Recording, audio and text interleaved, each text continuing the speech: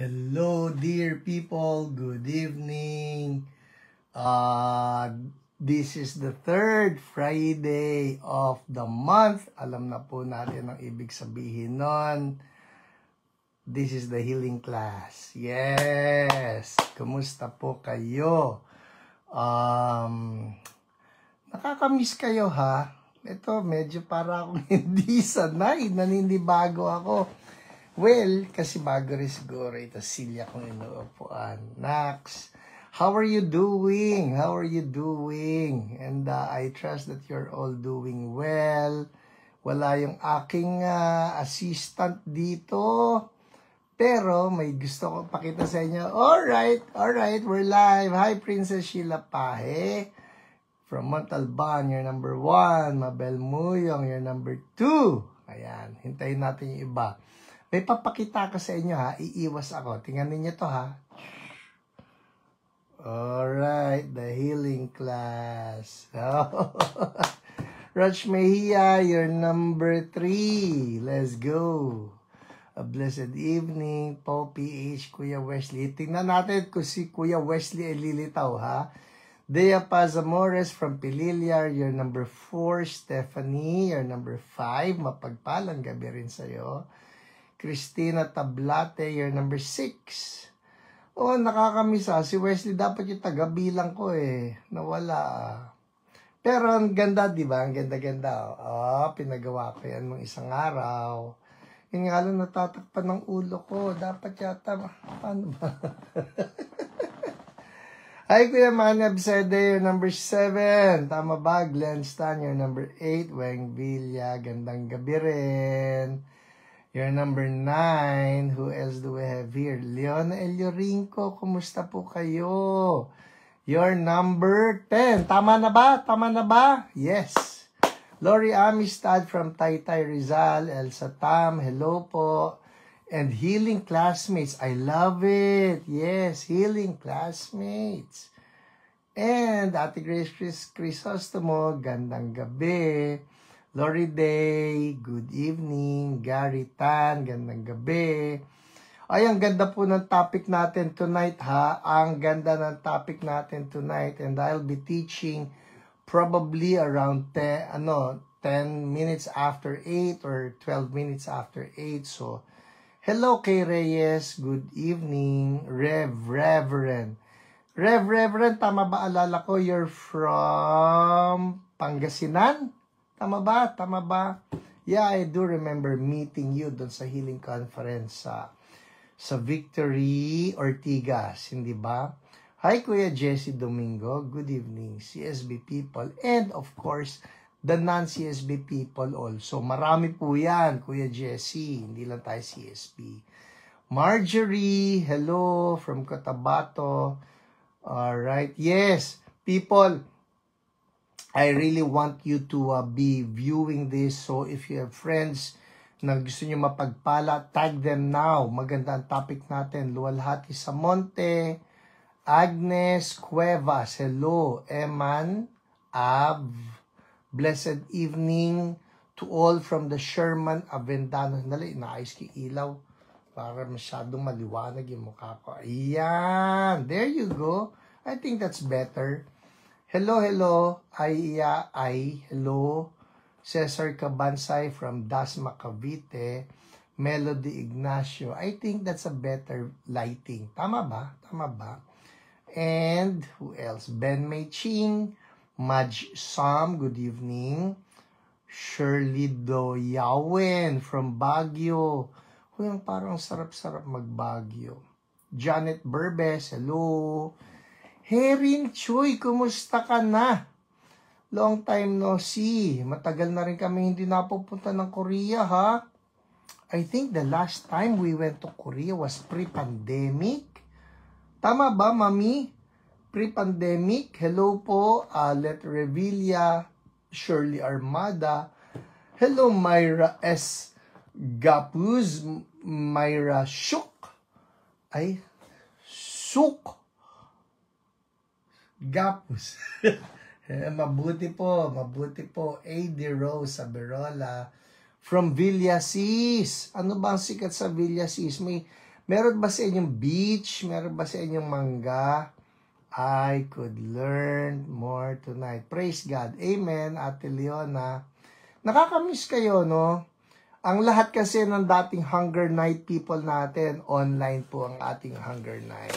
Beth Marcilia, Word from Heaven, Manila. Alright, so good. Alright, who else do we have here? Ellen Aguilar.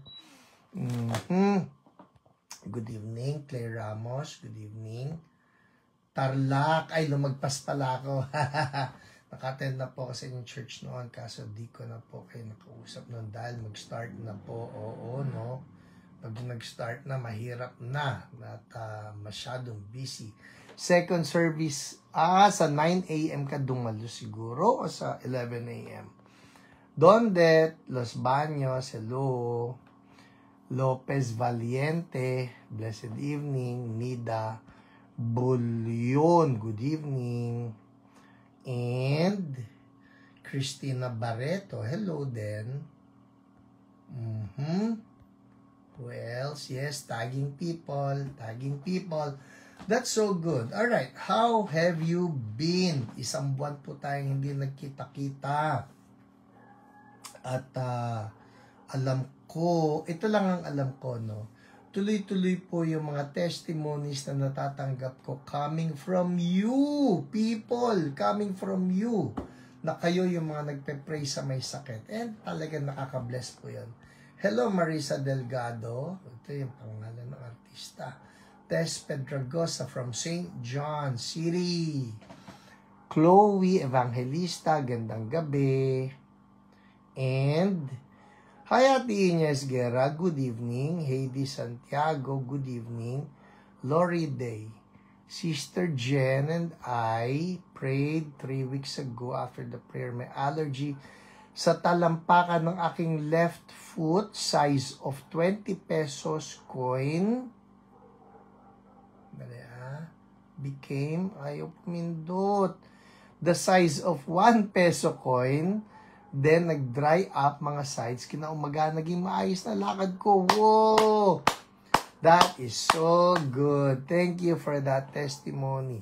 Allergy sa talampakan. Nakalain nyo, no?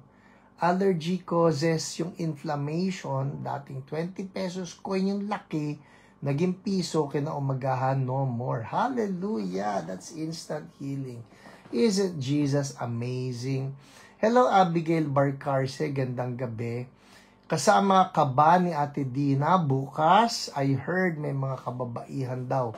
Sasama bukas. FYI, dear people, tomorrow, I'll be in Antipolo. Bandang Marikina naman na Antipolo ito. Hindi Antipolo mataas na malayo. Yung medyo bandang Marikina, and we will be having a healing crusade, no? May isa pong church, nakakatuwa, that they are really taking a step of faith. Ngala, sana kinumpleto na no? Step of faith na rin lang. Di sana sila na rin yung nagsalita rito. Anyways, I count it a privilege na makapag-minister bukas sa Antipolo in a healing crusade. Isama niyo po sa prayers ninyo yan that truly Jesus will amaze people and many will come to a saving knowledge of Jesus. Importante yon. Amen. Kasi last days na, naku, we really need to be sharing Jesus with as many people as possible. Alright. Angeline Ruthay from Caloocan, hello po. And Rosario Antonia, good evening. Dami natin nabili. Diba? Dami natin nabili sa MIBF. People, last Sunday, humabol kami. Sakaling hindi nyo alam, nagkaroon ng Manila International Book Fair sa may SMX as usual, no? At book fair po yon. Pag uwi namin, dami namin ball pen na nabili. Kaya, sabi nga ng iba, mukhang Manila International Ball Pen Fair. Yun nangyari sa amin. But, I'm telling you, I got some good deals. Pakitaan ko kayo. Bigla nagpakita, no? Pakitaan ko kayo, ha? Ito. These are very good highlighters. Highlighters ng Bible. Kasi dry highlighter. Hindi siya nagbi-bleed, hindi siya tumatagos. Alright? Huy, by the way, reminds me ha, may napanood po ako na isang clip isang reel ni Charlie Kirk. Alam naman ninyo, love na love ko po yun si Charlie Kirk. He loves Jesus. Nakakalungkot lang kasi talagang ang dami, nakakagulat ha, ang dami ng mga nag-iimbento ng issues against him. Kesyo racist daw siya, kesyo gusto raw niyang mamatay ang mga LGBT, etc. etc. Nakakalungkot. Kasi po, wala talagang ganon. Alright? I just want to say this. Walang ganon. You can try to look for reels that will show that Charlie Kirk was a racist or that he hated people. Wala po kayo makikitang ganon. Ano ito? This is made up by some people who just hate him. Sabi nila, Charlie Kirk was making hate speech. No, he was not making hate speech. It's only that he was making speeches that they hate. Kasi nga, there are occasions wherein Charlie Kirk will address sin. Binabanggit niya ang kasalanan and all of us have sinned. Matter of fact, that is how Charlie Kirk will describe himself, that he was someone who was just forgiven of all his sins by God. So, anyway, nakakatuwa. May sasabihin ako tungkol kay Charlie Kirk. Okay, ito yun. He is actually encouraging all believers to go back to hard copy Bibles. Hard copy Bibles. Bakit? Napaka-old-fashioned naman niya. Ba't hindi na lang yung dating Bible ang gamitin? Ba't hindi na lang yung yung sa cellphone? Well, I also use yung mga digital Bibles. Pero ito po ang rational, ang ganda. When I heard, sabi ko, yes, makes perfect sense. Kasi nga naman, pagka ito, ang gamit mo at itong binabasa mo, maski 1 oras ka na, 2 oras ka na, at nagmamarka-marka ka, at nagsusulat-sulat ka sa Bible mo, napansin ninyo, habang nakatutok kayo rito, walang notifications na lumilitaw? Di ba? Walang notifications. In short, hindi ka madidistract na, uy, ano ang sabi ng Facebook ko, o sino sumulat sa akin sa Messenger, o ano ang nandoon sa YouTube or something. Hindi, nakatutok ka dito. So, I encourage you, go back to your hard copy Bibles. Alright? Okay, ang dami ko nalaktawan yata. Sandali, balikan ko kayo ha. Hi, Shikaina. Gandang gabi. And who else? Alright, well people, keep on tagging your friends at tayo ay aandar na. Daphne, one of my students sa CSB Bible School. Oh, great to see you here. Poldo from Canada, hello po. Okay, Daily Hope, gandang gabi rin sa inyo. And, thank you Abigail Barcarce. Magkita-kita tayo doon bukas. And Rosario Antonia, gandang gabi. Janice Huico, etc., etc. Okay, I think na basa na lahat. Hi Alice Chua and Sweetie. Turuan mo ko paano yan. Sweetie Mo. Paano yan? Basta Sweetie. Alright? And Anjanette Luyun, gandang gabi. Okay, game. 8:15. I'm done. Tapos na po ang greetings kasi... thank you, Grace Crisostomo. Go back to hard copy Bible reading. I'm not saying wag nyong gamitin yung mga YouVersion. Ako po ganito. This is how I do it. Hard copy. Nakabukas. Tapos hawak-hawak yung mga highlighters ko tsaka ballpen ko. And then, I turn on yung audio Bible. So, habang manda rin audio Bible, nagbabasa ako doon sa hard copy, doon ako nag-highlight. That way, mas mabilis ang retention Nababasa mo, naririnig mo, nagkukulay ka pa. Amen? Alright, good PM everyone. See you tomorrow at the Healing Conference. Healing Crusade, Ate Dina. And that's from 4 to 6 p.m. Hi, Kuya Tony Baloy.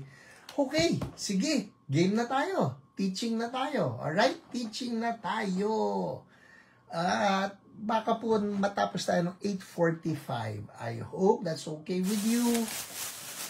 Sandali, Pastor. Uy, ito po again, what's the difference? Kasi may nagtatanong sa akin, Pastor, ano bang pinagkaiba nitong healing class sa HIO? Simple lang po. Ang HIO, we get to pray for you. And the OPRs get to pray for you. Sa healing class, dito po nagtuturo na ako para kayo naman ang siya nagpe-pray para sa mga tao. Alright? And of course, you can still get in touch with your favorite OPRs. Alam ko yan, marami pa rin tayong OPR na nagsasubmit ng kani-kanila na mga praise reports kung paano pinapagaling kayo ni Lord. O kayo mismo, nagpe-pray sa ibang tao at maraming pinapagaling. Matter of fact, yung bukas po, yung crusade na umoo ako, alright? Sumagot ako ng oo. Kaya ako napa-oo, alright? Ito, magtatapat na ako. Kaya ako napa-yes dito dahil lately, ito po yan I will let you into some of my decision-making process. Next. Hanggat maaari po, when it comes to invitations, I try to minimize them. I try, kasi po nakatutok ako doon sa church namin, syempre sa CSBQC, and of course, some other needs of CSB daughter churches. Kaya, lalo na pagka yung mga other parts of the body of Christ, I tend to say, wag na muna, absent na lang ako, pass po muna ako. E ba't ako umuo doon sa bukas? Ito po yan. Kasi, one of the leaders of that particular church, si Jing, and you're watching, si Rene Ross. Ito pong si Jing, I have observed na siya ay talagang on fire, as in she has been ignited by God to just go and keep on praying for the sick.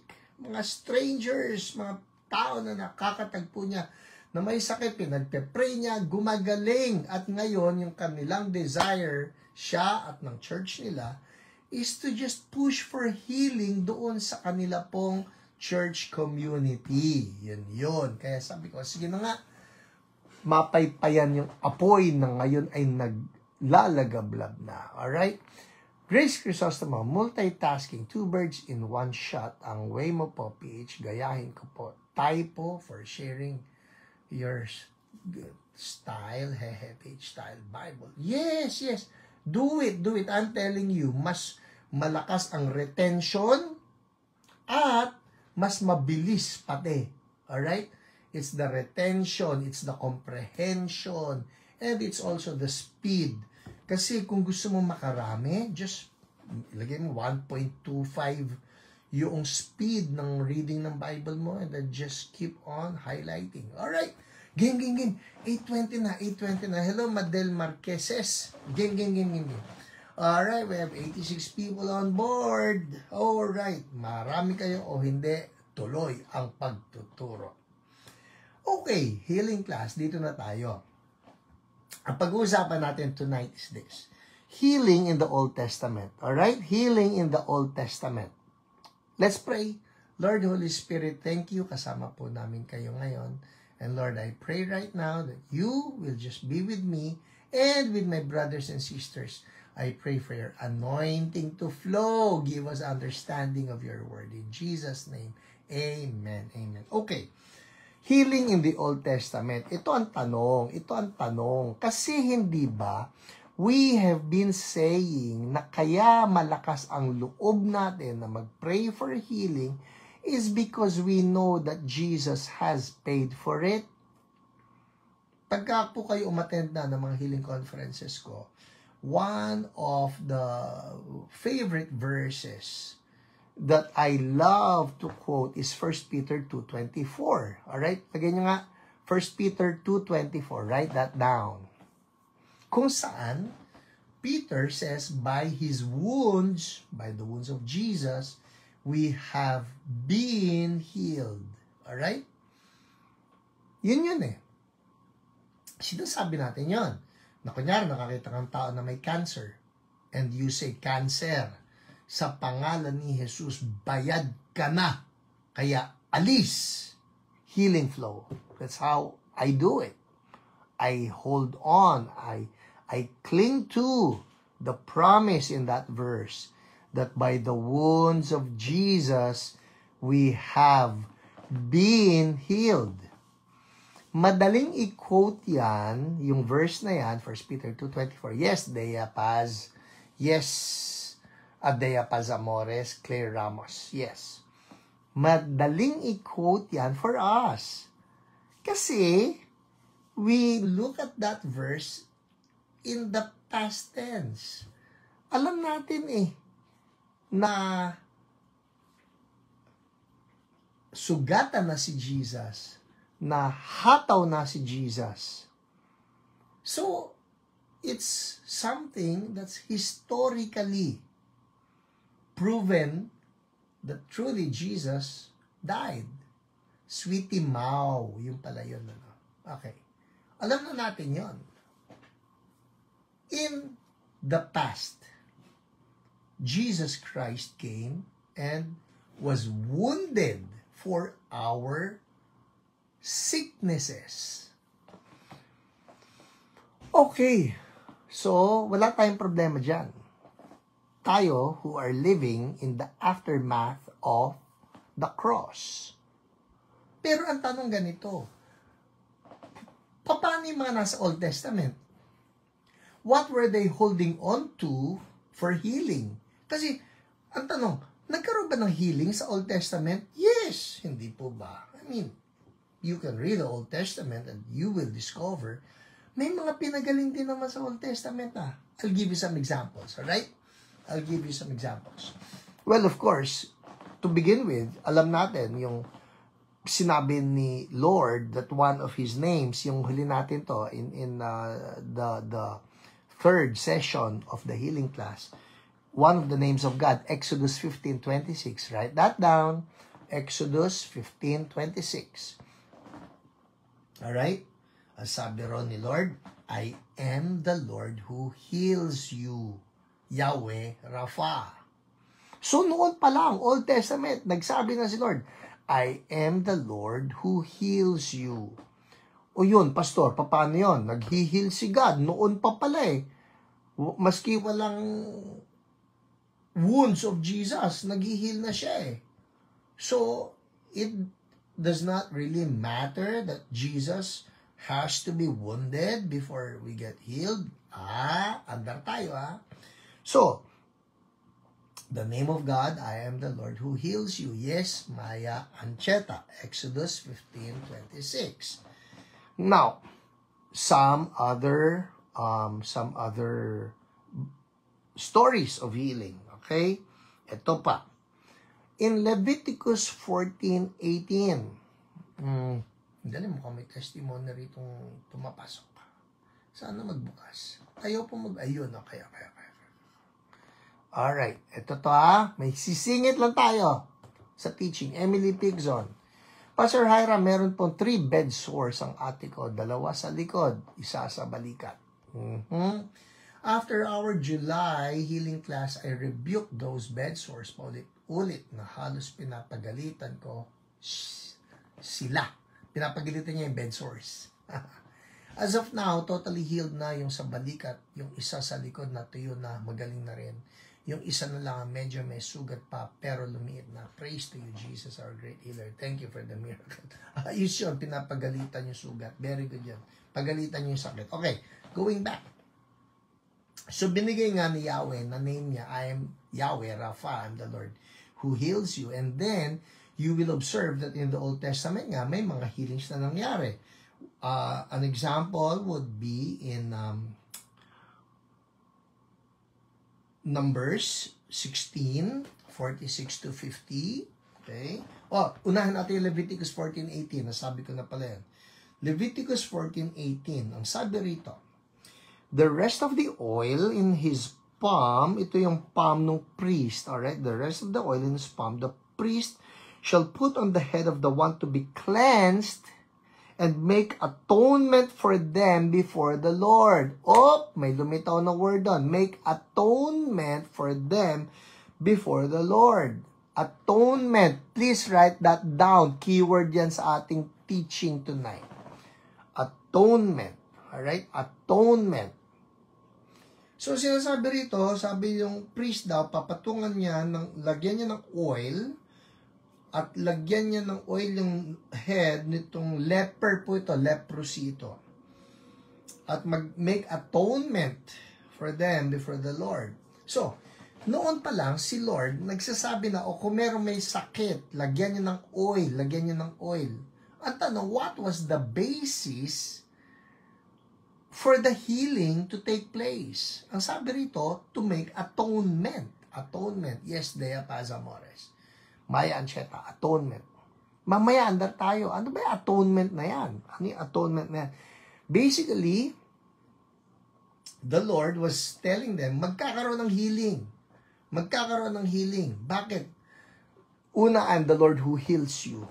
Pangalawa, because of the atonement. Alright, andar tayo.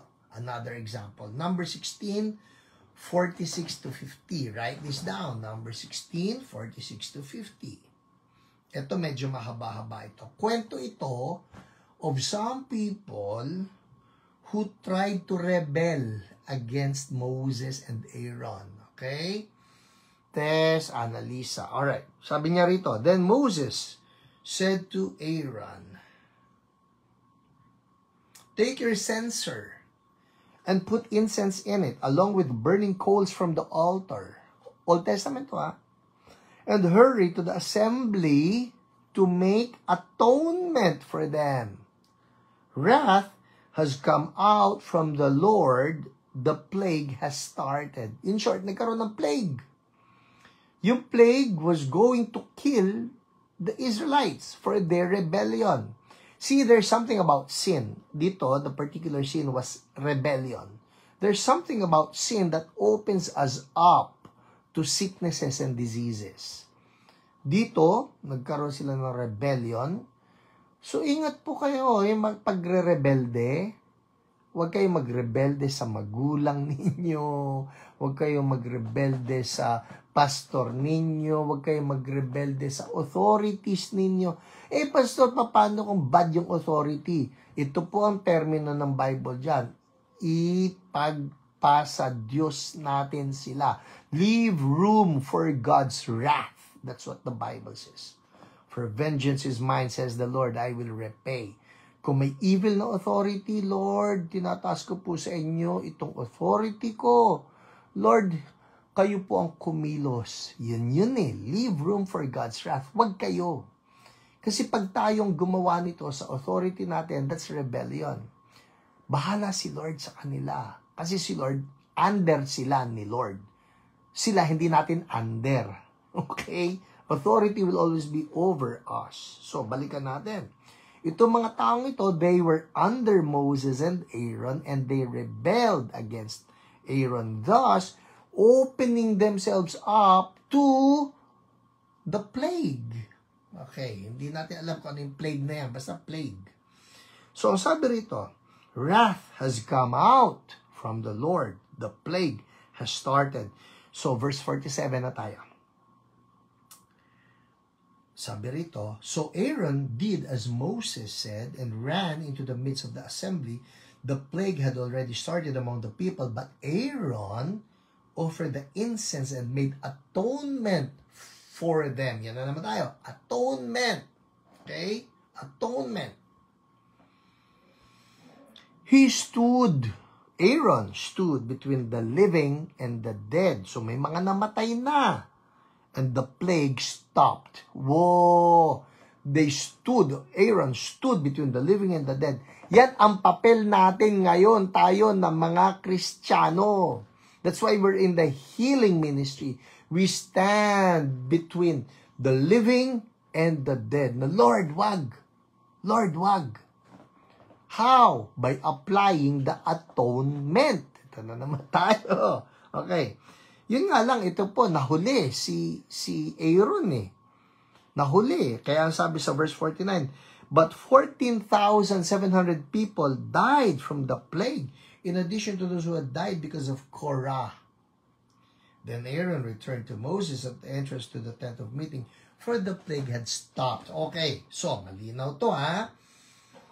May atonement na ginawa that stopped the sickness, that stopped the plague. Tayo, kaya napaka-importante po ng healing ministry ng church. Because we are given authority by the Lord to come against sicknesses and diseases. And if we do not apply what the Lord has given to us, if we do not use the authority that the Lord has given to us, hala, sayang. Ako po, I'm guilty of this sometimes. The Lord, hindi ko nagagamit yung authority na binigay mo sa akin. That's not good. So we reclaim that authority. Okay. So, balikan natin ha. Meron na tayo. Yung sa Leviticus, atonement for the leper, gagaling daw. Dito sa number 16, atonement, natigil yung plague. Numbers 21, verse 9. Okay, ito, ibang kwento naman ito. Ito naman yung kwento, again, it has to do with the people of Israel. Rebelling na naman ito eh. Alright? Actually, complaining naman. Complaining. Kaya pangit yung complainer ha. Hoy, I'm talking to those who are constantly complaining. Kung kayo mareklamo, ingat sa lumalabas sa dila. Dapat tayo, thank you Lord, thank you Lord. Ingatan natin, wag tayong mareklamo. Kasi si Lord, we will have to account for every word that we speak. Alam natin yan, okay? So, sabi rito ha, simulan natin sa verse 8.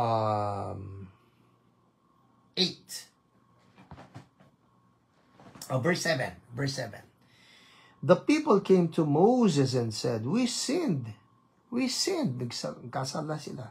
When we spoke against the Lord and against you, pray that the Lord will take the snakes away from us. So Moses prayed for the people. The Lord said to Moses, Make a snake and put it up on a pole. Anyone who is bitten can look at it and live. Ayun ha. Verse 9. So Moses made a bronze snake and put it up on a pole. Then when anyone was bitten by a snake and looked at the bronze snake, they lived. Oh, healing na naman yon. Eto na. So, may healing pala sa Old Testament. Maski hindi pa namamatay si Jesus, opo, sabi rito, mga kwentong ito, nakikita natin, may healing sa Old Testament. Of course, fast forward, ito na eh. Medyo giveaway na ito. Fast forward sa John 3:14, nagsalita si Jesus. At ang sabi niya, just as Moses lifted up the snake in the wilderness, so the Son of Man must be lifted up, that everyone who believes may have eternal life in Him. Ang sinasabi ni Jesus dito, naalala niyo yung kwento ni Moses, tinaas niya yung snake, lahat ng tumingin doon, gumaling. Ang totoo niyan, ako yung snake. Itataas din ako. That's the cross. At totoo po niyan, let me tell you this, I was struggling with that fact. Na si Jesus, snake, why would Jesus even compare himself with a snake? Ang snake, demonyo. Hindi ba? Ang snake, evil.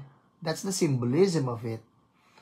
Bakit si Jesus, inallow niya yung sarili niya to be compared to a snake?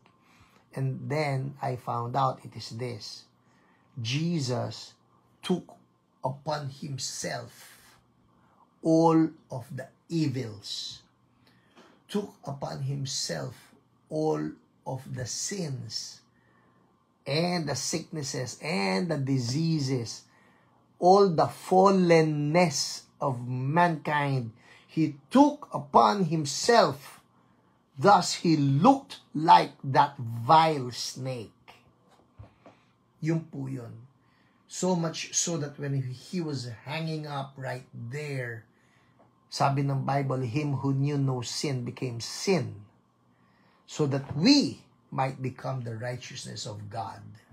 Yun. Kaya tama yung analogy, accurate. Si Jesus was that serpent because him who knew no sin became sin. Hindi sinabi doon, him who knew no sin became a sinner. No, not a sinner. He became sin. He embodied sin. Kaya nga kailangan siya mamatay because he was taking upon himself lahat ng ugliness natin. Yung galit natin, yung kahalayan natin, yung rebellion natin, yung murder natin, yung rape, yung incest, yung lies. Everything ugly about mankind. Kasama na rin yung pagpatay kay Charlie Kirk. Ay, hanggang ngayon po may suntok pa rin sa akin yan. But that was paid for by Jesus. Alright. So, sins and sicknesses, He took upon Himself. Alright, andar tayo ha. Saan papunta itong tinuturo ko? Ito po yan eh. I'm showing you that in the Old Testament, there are many healings that took place. And what was the basis of those healings? What was the basis? Ang totoo, hindi ko pa binabanggit sa inyo lahat ng mga healing na ginawa ni Elijah, lahat ng healing na ginawa ni Elisha, yung healing na nangyari kay Hezekiah, ang dami niya, di ba? So, anong basis ng healing na yan kung hindi pa namamatay si Jesus? Kasi the argument is, we heal because by the wounds of Jesus, we have been healed. Binayaran ni Jesus by His wounds. E paano yan sa Old Testament? Hindi pa naman siya namamatay. Paano nagkakaroon ng healing? Eto na po. Well, isa pa. Pwede pa, isa pa. Naalala niyo yung sinabi ni David in Psalm 103. Write it down. Psalm 103 verses 2 and 3. Alright? Psalm 103 verses 2 and 3. Ang sabi rito, praise the Lord, my soul. Yan. Praise the Lord, my soul. Forget not all His benefits, who forgives all your sins and heals all your diseases. Yun eh. Praise the Lord, O my soul, who forgives all your sins and heals all your diseases. Oh, Psalms pa lang yan. Wala pang Jesus na namatay. Paano nag-heal ng lahat ng diseases? Yes, divine. Kumusta ka na? Psalm 103, verses 2 and 3. Heals all your diseases. What was the basis? Eto na. This is the answer. Ito na po yung long series of different stories of healing in the Old Testament. Paano nagkaroon ng healing sa Old Testament? Samantala, hindi pa namamatay si Jesus. Ito po yan. Look at this. In Revelation 13 verse 8. Revelation 13 verse 8. Alright? I'll read it to you. All inhabitants of the earth will worship the beast, all whose names have not been written in the Lamb's book of life. Look at this, next line. The Lamb who was slain from the creation of the world. Whoa, there you go. The Lamb. Sino yung Lamb? Jesus. Naalala nyo? When John the Baptizer saw Jesus walking by the Jordan River, John the Baptizer blurts out, behold, the Lamb of God who takes away the sin of the world. Nung sinabi yun ni John, he was pointing to Jesus. Sabi niya, look, that's the Lamb of God who takes away the sin of the world. When John declared that, tanong, si Jesus ba napako na? Hindi pa po. Lahat ng mga pinagaling ni Jesus, was that on the basis na napako na siya? Hindi pa rin. Hindi pa siya napapako. Hindi pa siya namamatay.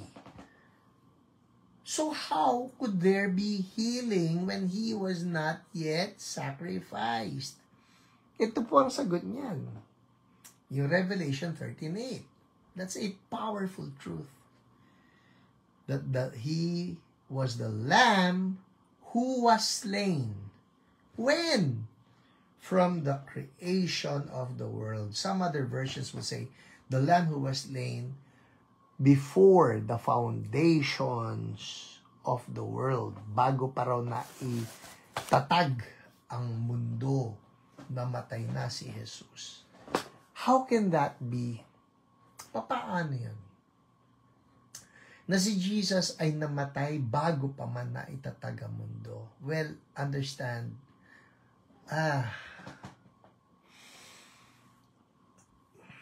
God, our God, sees from eternity to eternity. Alright? Ang eternity po, hindi ito na sasaklawan o na i-contain ng time. Alright?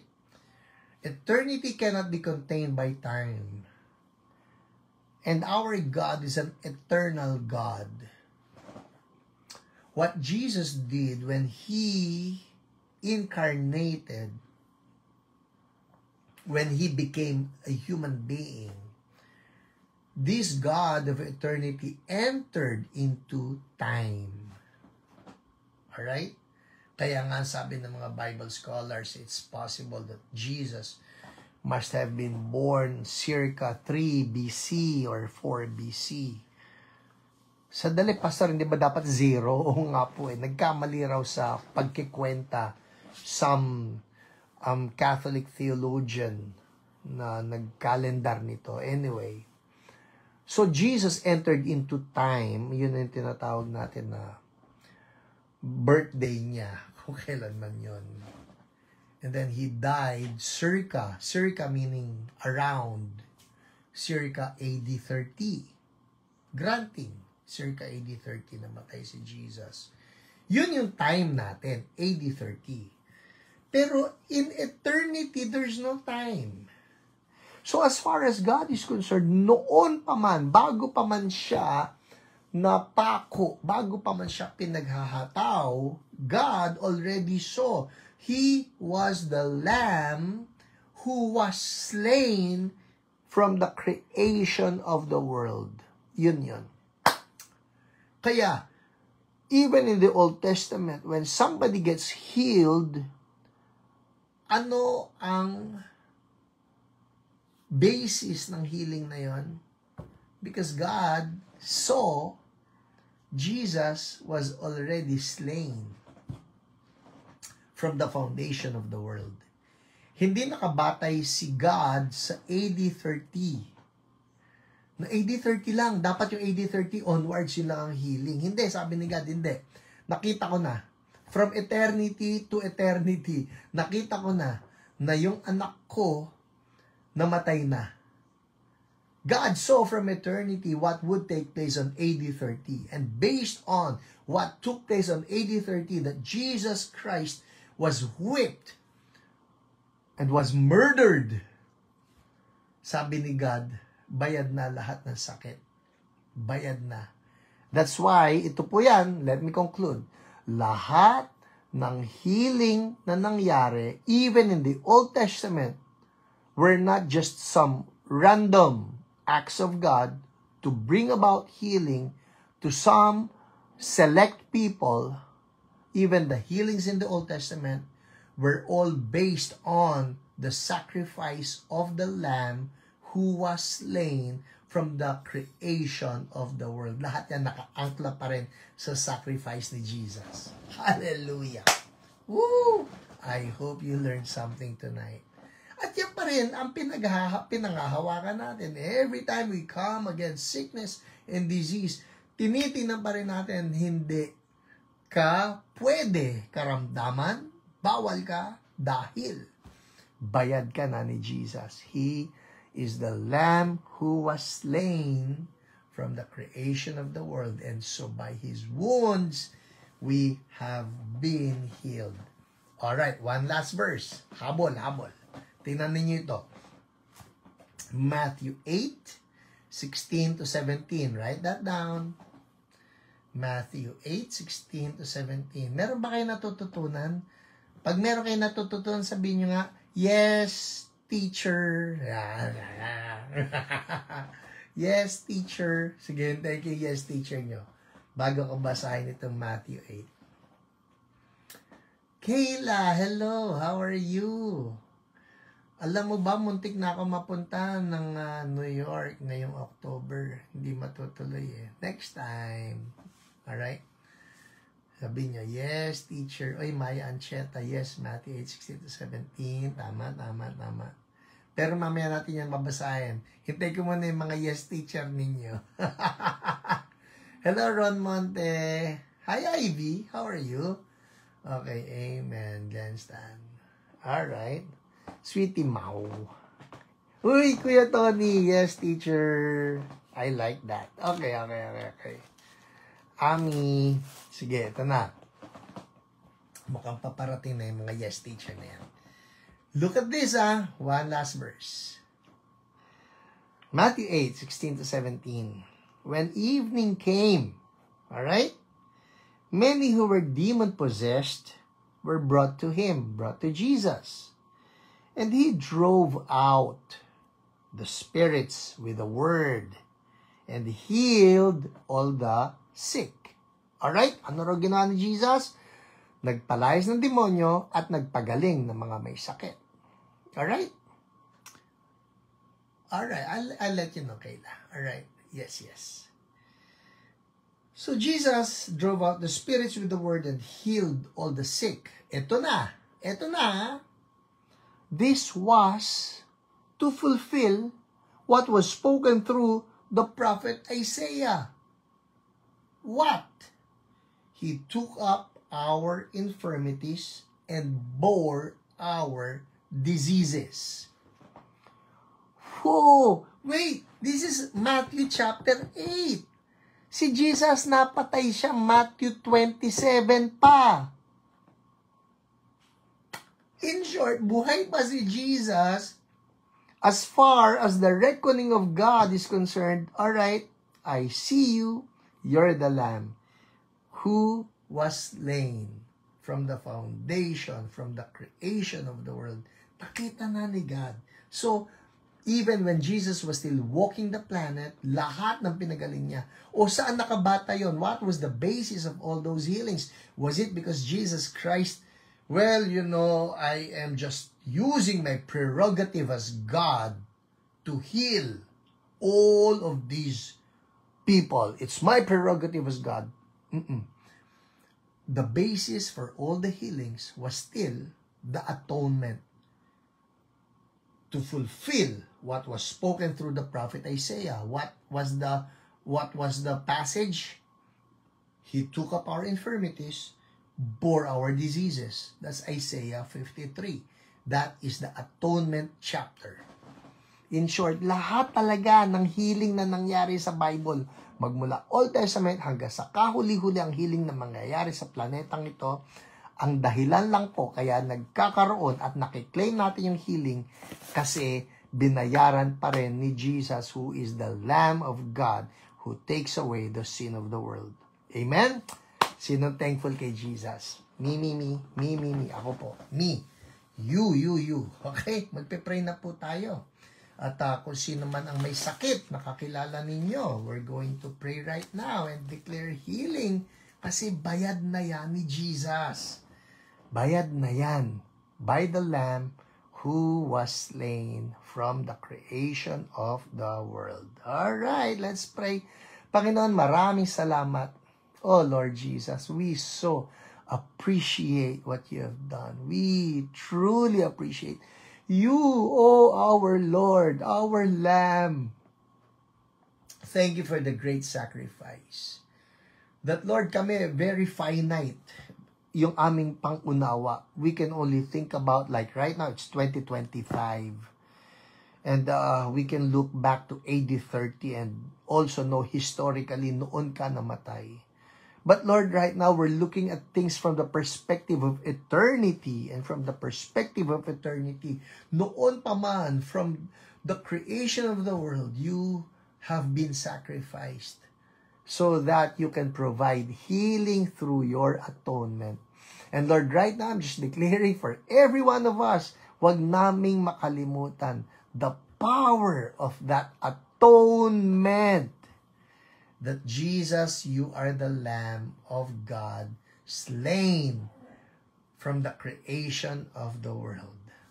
Every time na may makita kami na sakit, we can just declare, bayad ka na ng aming Panginoong Jesus, who is the Lamb of God, slain from the creation of the world. Right now, people, ito na po, if you know of some people that need healing, patungan ninyo ng kamay. Alright, patungan ninyo ng kamay. And let's just remind that sickness, bayad na siya ng ating Panginoong Jesus. Kailan binayaran? From the creation of the world. He is the Lamb of God, slain. Patong ng kamay, sa pangalan ni Jesus. Declare this with me. Sa pangalan ni Jesus, na aming Panginoon, slain from the creation of the world. We address sickness right now. Pangalanan niyo yung sickness na yan. Pangalanan ninyo, cancer, arthritis, migraine, gout, kidney disease, whatever. Sa pangalan ni Jesus, you have been paid for by the Lamb, our Lord Jesus. From the creation of the world, by His wounds, we have been healed. Healing flow now. In Jesus' name, and we thank you, Lord. Healing has been paid for in the atonement. In Jesus' name. Thank you, Lord. Healing, healing. Amen. All right, people. Check it out. Alam na ninyo yan.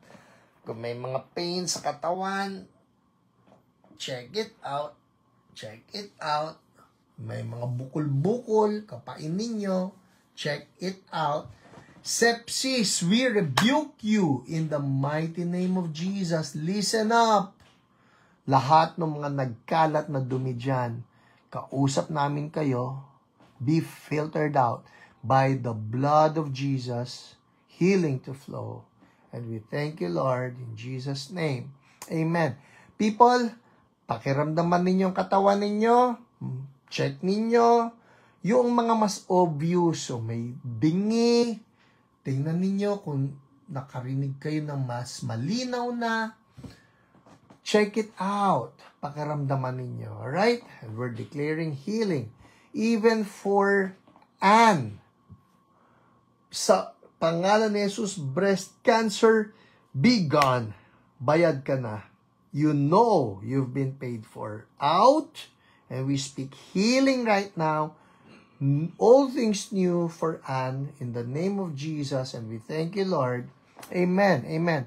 People, magsulat lang kayo, and I declare right now, Lord, your touch upon Momoy. Momoy, in the mighty name of Jesus, you are the healed of the Lord. By His wounds, we declare, by His wounds, you have been healed. Wholeness for Momoy, Lord, according to what you have paid for. Kung anong binayaran ni Jesus, Lord, let him experience it in Jesus' name. Amen. Okay, sige po, people. If you have a testimony to share, write that down. Probably I'll give you 30 seconds. Kung merong pain na nawala dyan, scoliosis na dumiretso na yung iyong likod, inflammations, anything. Just write that down and we want to praise God along with you. Alright? Sige. 20 more seconds. And people, I just want to say thank you for always being there. I'll see you again 30 days, a month from now on the 3rd Friday of October. Alright? That's it. And God bless everybody. Natututo tayo na tayo magpatong na kamay sa mga may sakit. And just keep on believing by His wounds we have been healed. Amen. God bless everybody. Bye-bye. The Healing Class.